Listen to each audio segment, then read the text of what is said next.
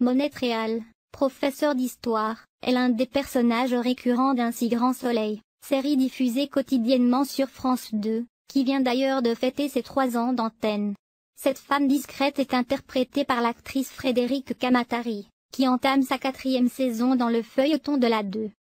À cette occasion, la comédienne s'est livrée au Courrier Picard, dans son édition de ce samedi 28 août, à propos de son histoire familiale plutôt surprenante, digne d'un scénario hollywoodien. Une mère exilée en France après l'assassinat de son mari, prince du Burundi. Le parcours de sa mère pourrait en effet très bien inspirer la création d'une série ou d'un film, tant il est rocambolesque. Esther Kamatari est tout simplement la princesse du Burundi, qui a fui son pays en 1970 et s'est exilée en France après l'assassinat de son père, le prince Ignace Kamatari, frère du roi.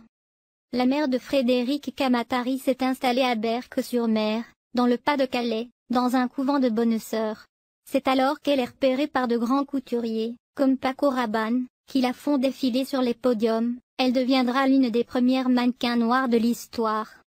Je descends d'une lignée qui aura régné sur ce petit pays d'Afrique pendant 400 ans, confie celle qui rêvait depuis sa plus tendre enfance de devenir comédienne. J'ai mis du temps à me rendre compte que c'était très particulier comme belle histoire.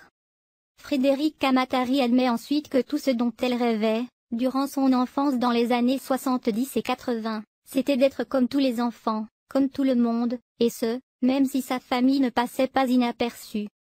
Malheureusement, ce souhait n'a pas été complètement exaucé.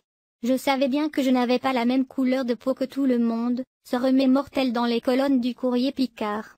Je suis née à Berck dans les années 70, ma mère était la seule noire dans la ville. Forgée par le théâtre. Frédérique Kamatari, dont le rêve de s'épanouir dans la comédie a été nourri par les histoires narrées par sa grand-mère, raconte ensuite comment sa carrière a débuté.